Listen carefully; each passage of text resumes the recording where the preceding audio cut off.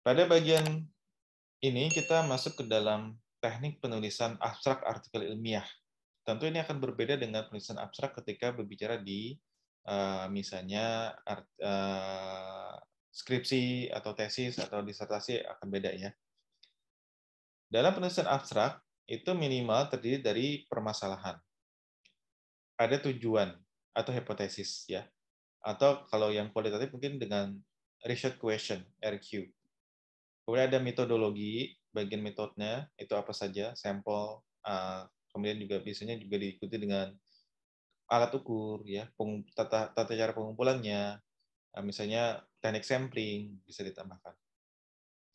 Temuan itu pasti banyak ya, setiap artikel tidak mungkin cuma satu ya, apalagi variabelnya misalnya ada 5 variabel. Tidak perlu kita tulis seluruh temuan. Jadi kita tulis yang paling utama saja. Kesimpulan itu yang penting saja juga, tidak usah semuanya disampaikan. Aturan umumnya itu biasanya 200 sampai 300 kata, sesuai dengan gaya kepenulisan tiap jurnal tentunya. Permasalahan atau fenomena itu 1 sampai 2 kata saja, tidak panjang. Bahkan 1 kata ya. Ada yang pernah saya juga pengalaman tuh, tidak hanya fenomena tapi tentang perdebatan mengenai si variabel. Ada apa gitu? Kenapa harus diteliti ya? Jadi masuk juga tuh di bagian permasalahan ya. Nah, kemudian ada tujuan penelitian atau research question, hipotesis 1 sampai 2 kalimat. Hipotesis yang paling utama saja ya, terpenting.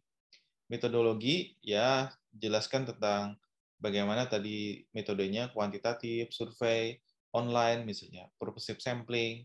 Nah, batasannya itu ya 2 sampai 3 kalimat lah. Temuan utama ya jelaskan yang paling penting ya. Tidak perlu ada angka statistik biasanya begitu. Karena jumlah kata kan terbatas, jadi nggak usah terlalu banyak angka statistik. Tetapi jika sangat dirasa ini sangat penting angka statistiknya, ya udah sampaikan, tuliskan. Kesimpulan penting ya 1-3 kalimat, biasanya ditambah dengan implikasi ya, ditambah juga mungkin dengan saran sedikit, ya nggak panjang biasanya 1 kalimat ya untuk saran atau implikasinya. Kalau kesimpulan mungkin 1-2 kalimat.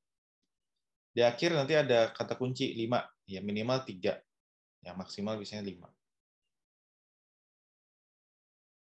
Nah, kalau kita lihat nih di bagian sini, ya. Kalau kita perhatikan, ini salah satu abstrak yang saya publikasikan di jurnal Psikologi Sosial bersama teman-teman saya. Jadi kalau kita lihat ya, permasalahan itu biasanya ada di kalimat pertama. Nah, ini. Islam di Indonesia tidak hanya menjadi dasar aktivitas ritual agama, tapi mulai menjadi dasar untuk mengatur kehidupan berbangsa dan bernegara. Ini permasalahannya. Ya. Jadi kalau kita buat checklist, ya ini ada ya, permasalahannya ada. Studi ini berusaha menunjukkan peran dari totalisme Islam sebagai mediator. Nah, ini udah masuk ke macam tujuan penelitian iya, hipotesis juga bisa masuk ya. Jadi ini masuk ke kalimat kedua ya.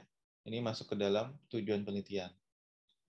Jadi tujuannya adalah untuk mengetahui peran dari totalisme sebagai mediator hubungan antara social domain orientation, kemudian right wing authoritarianism, RWA terhadap sikap politik konservatif Muslim.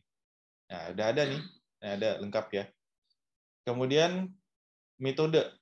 Studi ini menggunakan pendekatan cross-sectional, survei, non-eksperimental. Ada ya. Jumlah sampelnya ada. Usianya ada. Kemudian di mana. Alat ukurnya ada juga. Skala Likert katanya. Jadi lengkap nih. Sampai ke teknik analisis juga ada. Menggunakan teknik apa. Ya. Jadi lengkap. Metodenya lengkap. Kemudian hasilnya. Nah, hasilnya ini dijelaskan tentang direct effect ya, karena dia kan pakai ini ya, pakai mediasi ya. Ada hasil pertama di sini, kemudian ada hasil kedua di sini ya. Ini hasil tiap satu kalimat itu satu hasil. Ya, ini ada kalimat berikutnya adalah hasil kedua.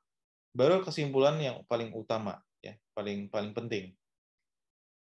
Jadi misalnya hasil ini menggambarkan bahwa pada mahasiswa muslim Indonesia psikopolitik mereka cenderung dipengaruhi oleh faktor terkait agama dengan lain, agama tidak dapat dipisahkan dari ideologi politik konservatif Indonesia. Udah. Jadi itu poin utamanya gitu. Selesai.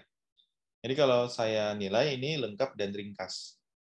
Bahkan hanya 156 kata. Nggak sampai 200 kata ya. Singkat, jelas, padat gitu. Orang baca juga sudah paham. Nah, ini teknik dalam menulis sebuah abstrak.